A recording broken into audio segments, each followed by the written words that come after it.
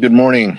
Pleased to be joined by colleagues here today. Vice Chair Ted Lieu, DPCC Chair Joe Neguse, and the Appropriations Vice Ranking Member Grace Meng. We're 7 months into House Republican majority, and week after week, Speaker McCarthy and the extreme MAGA Republicans have offered the American people nothing but chaos, conflict, and confusion. This is partly because they have surrendered to the most extreme members of their conference. House Republicans have put seniors on notice that they're coming hard for your benefits that you have earned. House Republicans have put veterans on notice that they're coming for your health care. And House Republicans have put women on notice all over this country that they will not stop until they get a national abortion ban. The message from House Democrats could not be more different. Our economic agenda is working, and the middle class is growing. Here to talk about that today is DPCC Chair Joe Neguse, and we're also going to hear from Vice Ranking Member Grace Meng on the appropriations bills that could potentially come on the floor today, this week. But first, we'll hear from Vice Chair Ted Lieu. Thank you, Chairman Aguilar. Democrats put people over politics and passed a number of laws last term to grow the economy. As a result, Morgan Stanley a few days ago recently credited Democrats and Joe Biden for having them now revise their GDP projections upwards 4 times. In addition, 800,000 manufacturing jobs have been created, and consumer confidence is now at its highest point in over 2 years. What are Republicans focused on? Banning abortions. And this week, they're going to put on the bill a number of radical appropriations bills that are going to cause a government shutdown because it breaks the deal that Speaker McCarthy and Joe Biden negotiated. And if we continue to see this level of extremeness from the Republican caucus, then I think the American people are going to hold them accountable next year. Now I have the great pleasure of introducing my colleague, the fabulous member of Congress from Colorado, who is a chair of the Democratic Policy and Communications Committee, Joe Neguse. Well, thank you first and foremost to Vice Chair Lieu and to Chairman Aguilar for their leadership. I don't know that I could say any better than Chairman Aguilar did. 200 days. It's a long time. That's how long House Republicans have been in control here in the United States Congress. 200 days. And during those 200 days, what have they done for the American people to improve the lives of the people that we collectively represent? Absolutely nothing. No bills on lowering in healthcare costs, on addressing inflation, on growing the middle class, on raising wages, on school safety. None. Instead, we're left with hearings on gas stoves, 3 hearings on gas stoves, a bill this week on the long-eared bat. The House Republicans' priorities are completely distorted from the needs of the American people. And of course, it's no surprise because, as Chairman Aguilar said, the extreme wing of the House Republican caucus has taken control here in Washington, D.C. It is a shame. They said that they would strengthen America's economy, and instead, they threatened the full faith and credit of the United States of America during the manufactured default crisis. They said they would protect communities, and instead, they're now undermining our national security with dangerous bills that challenge and attack the freedoms of so many Americans. The American people expect us to do the people's business, and that's precisely what House Democrats did when we had the majority in the last Congress with the leadership of President Biden. It's the work that we continue to do today, to put people over politics, to lower costs, to grow the middle class, to build safer communities. And that's precisely what we will spend the month of August during this critical work period, communicating with our constituents, the work that we did on the PACT Act, and the importance of ensuring that veterans in our communities sign up for those life-saving benefits, the work that we've done to grow the middle class, to eliminate junk fees, and so much more. We will remain focused on the people's business because we put people over politics. We implore our Republican colleagues to start doing the same. With that, it gives me great privilege and honor to introduce our colleague from the great state of New York, the vice-ranking member of the Appropriations Committee, who has served with distinction in the Congress and our caucus, Grace Mank. Thank you, Chairman Aguilar, Vice Chair Liu, and our DPCC Chair Joe Neguse for your tremendous leadership. Congresswoman Grace Meng, and I'm the vice-ranking member of the House Appropriations Committee, and I have had a front row seat to the extremism that is driving dysfunction in our Appropriations Committee process. The proposed spending bills House Republicans published cut the agreed upon funding levels that were codified in the Fiscal Responsibility Act and were agreed upon between the Speaker and President Biden. Promises made, promises failed. These shameful bills would kick more than 224,000 teachers from classrooms, reduce Head Start services for more than 50,000 American children, and deny job training and employment services for hundreds of thousands of American workers. Despite claims that Republicans support our veterans, their bill worsens the quality of life for service members and their families and hurts military readiness by cutting $1.5 billion in military construction. This bill is so draconian, it cuts fresh fruit and vegetable vouchers in the Women, Infants, Children WIC program, in addition to cutting WIC by $800 million. Extreme MAGA Republicans are taking food out of the mouths of the 5 million women and children who are enrolled in WIC.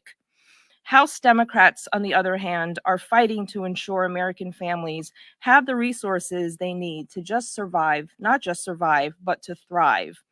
House Democrats are not going to go back on our word, and we are not willing to risk the future of America by playing political games.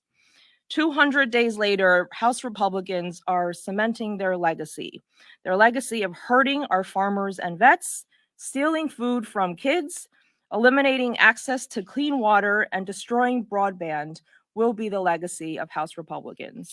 I yield back to Chairman Aguilar. Thank you so much to my colleagues. Happy to take some questions.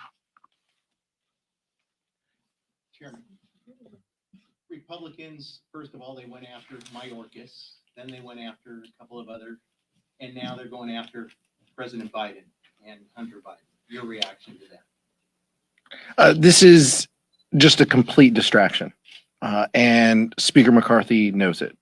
But in the absence, as Joe Neguse mentioned, in the absence of talking about important policies that reduce costs for everyday Americans, this is what we're left with. There's no there, but that's not going to stop House Republicans from advocating things that they feel are harmful politically for the president.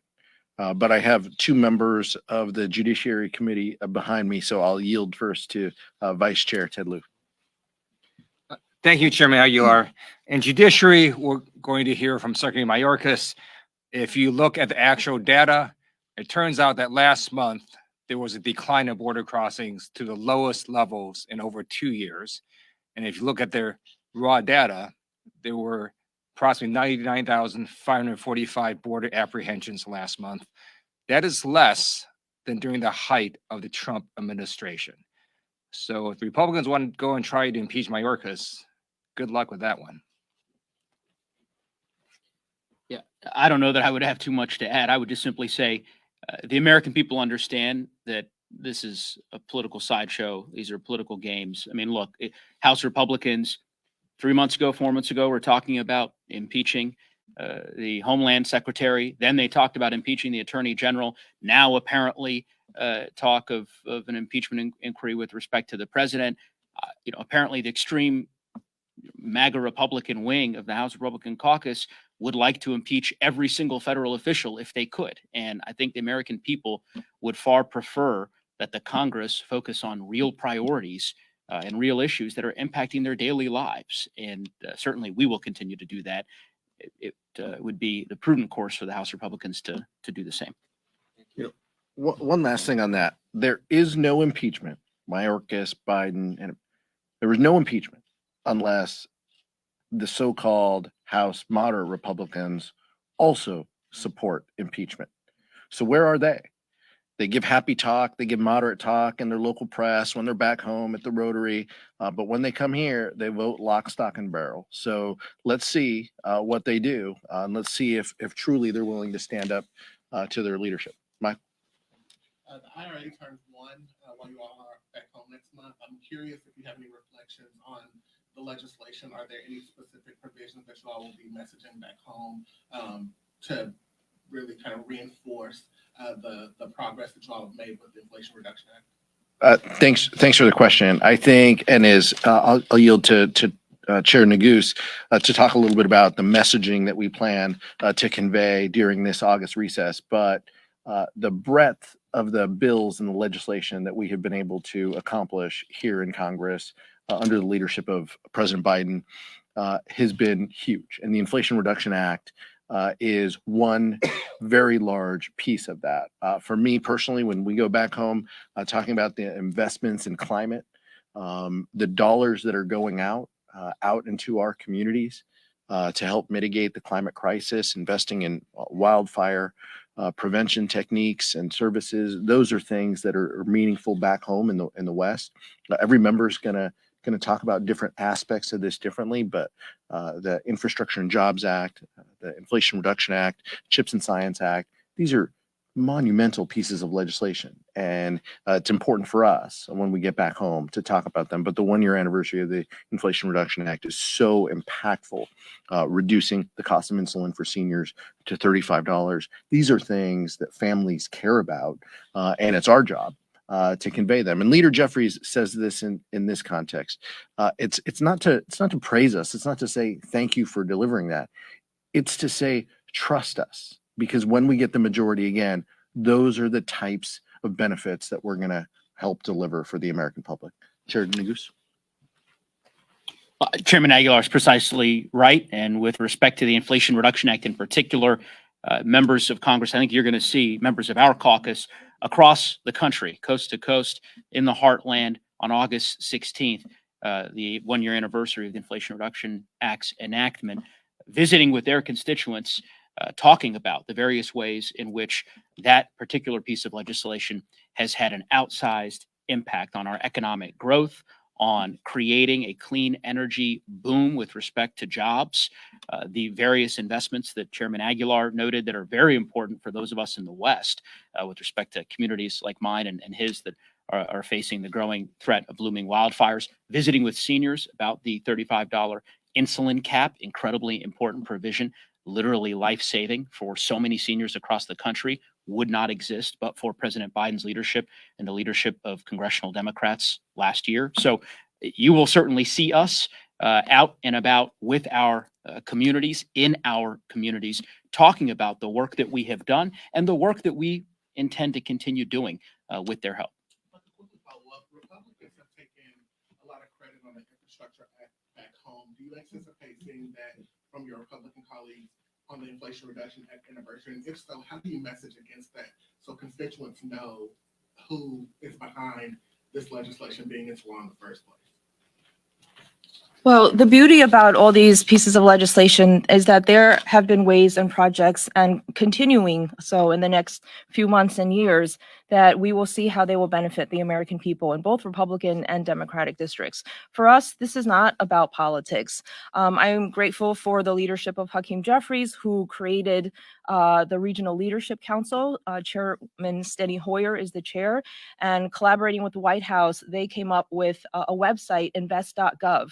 If you go onto this website, you can see both public and private partnerships. There are dots literally all over the country in both Republican and Democratic districts about how bills like the IRA and the other ones that Chairman Aguilar mentioned are benefiting the American people. And a lot of these grants and programs have not even been fully written and implemented yet. So the best is yet to come.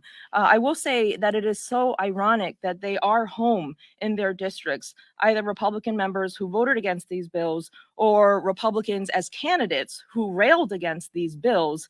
and then standing in their district touting the benefits of all these bills. And at the same time, it's ironic because in our House Appropriations Committee, they're literally putting in amendments trying to chip away at bills like the IRA and the infrastructure bill and the other ones. Nick? So it's Wednesday, 2 days to the end of the session. The last day that you guys can force floor consideration of the privileged censure resolutions for George Santos and Marjorie Taylor Greene. Do you support them coming to the floor this week? I haven't talked to the author of the Marjorie Taylor Greene resolution, to Representative Becca Ballant, about her intentions. What I will say is that there is a process. House Democrats have stood and said George Santos does not belong in Congress. The Ethics Committee had 60 days. 60 days has come and gone. We await the product of their work. But we strongly feel that this is an individual that doesn't deserve to walk in these halls of Congress, and that is a serial fraudster. So we'll see where the week takes us. I can't speak to the authors and their intentions, whether they plan to bring these up or not. That's a question for them. Chairman Aguilar, House Democrats asked the administration to intervene in Governor Greg Abbott's, floating border wall and some of the more aggressive tactics he's taken on the southern border. What other pressure points do you have in terms of trying to get him to back off and maybe, slow down or rescind Operation Lone Star? And between now and next year, what can Congress realistically do on immigration to kind of address some of these overwhelming issues? With respect to what the governor is doing, I think those practices are inhumane. I think some of the reports we have seen for Texas law enforcement officers, again, these are unverified, but just some that have been reported, are atrocious and terrible. There is concern that the administration has raised related to the safety of some of those tactics that they've been employing. The state of Texas is resistant, but this could end up being litigated. I'm not going to get ahead of that. What I can say is that we know that we have a broken immigration system. House Democrats have stood to solve this issue time and time again. We stand ready and willing to do that, whether we are in the minority or in the majority.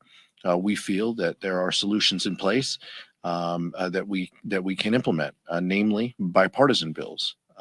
Like the Dream and Promise Act, that would have put a path to citizenship for so many individuals, as well as the Farm Worker Modernization Act. Again, bipartisan bills that the House passed when Democrats were in control. Vice Ranking Member Grace Meng and her work in the Appropriations Committee, significant investments that the Department of Homeland Security has made. Chairman Neguse talked about the record levels and the migration that we are seeing now at the lowest levels in 2 years. Republicans are intent on manufacturing a crisis because it helps them politically. But we'll let the administration speak to their tactics and what the conversation with Texas will be. On appropriations, we heard from Republicans yesterday saying they want spending levels to return to 2019 non-defense discretionary spending levels. What's the issue with that number, as you oftentimes refer to it as draconian? 2019 numbers? Well, the problem with it is they passed an agreement that is now law that requires specific funding levels. House Republicans, I'll let Representative Meng talk here next. House Republicans chose not from the very beginning. From day one, they decided to set that agreement aside. We're seeing in the agriculture appropriations bill, I think those are 2007 levels of spending that they have advocated for. They reduced it $200 million after they went to subcommittee. And now the amendments that they want to take to get the votes of the most extreme members of their conference are setting it back even more. So the question is an issue fundamentally of trust. We have a law that was passed. Your speaker, the Republican speaker, negotiated this law, and now the Republican extremists choose not to abide by that law. And so what are we to do?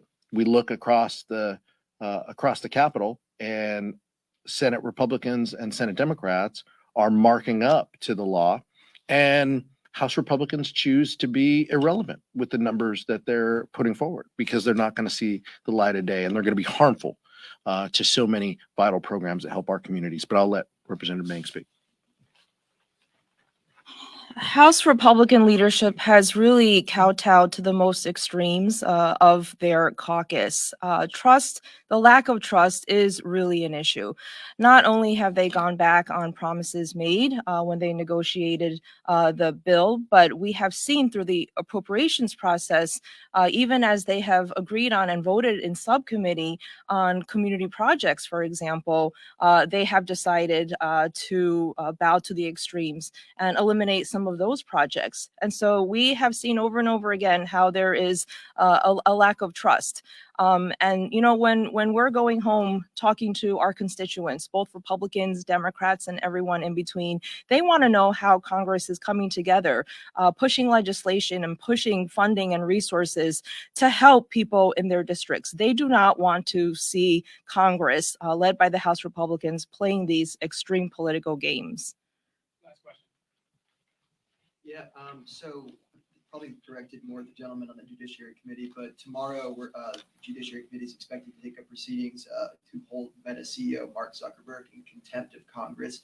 I wonder, what do you make of these the Republicans trying to do this and maybe their efforts to tackle big tech in general? I'll start with Chair Neguse and then Vice Chair Ted Lieu.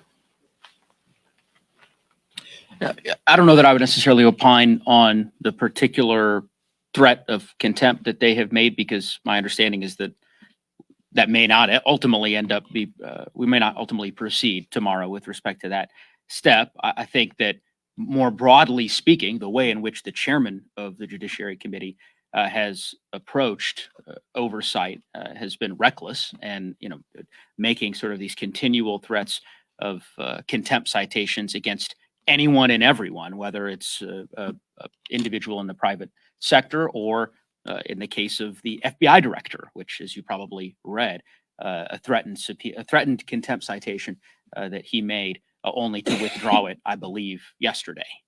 I think that we would be far better served if we focused on, as I said previously, the real issues that most Americans care about. I don't think that they are interested in the wild goose chases that the chairman of the Judiciary Committee, in addition to the other various committees of jurisdiction, have been pursuing on a litany of various investigations. I just don't think the American people have the patience for it, and they would probably prefer us to take up matters that actually matter to them. With respect to tech issues more broadly, as you know, the Congress last session under Democratic control conducted bipartisan work to try to address any particular antitrust concerns that folks had at the time, and I suspect that bipartisan consensus will continue to grow. I would defer any other comments to Vice Chair Lieu, who served on the Judiciary Committee much longer than I have. So, Thank you. We expect all witnesses to follow the rule of law. Unfortunately, the chair of the House Judiciary Committee ignored a bipartisan congressional subpoena. The actions of the House Judiciary Committee chair have undermined the credibility of all congressional committees in seeking information, truthful information from witnesses, and undermine the rule of law. thank you. Thank you.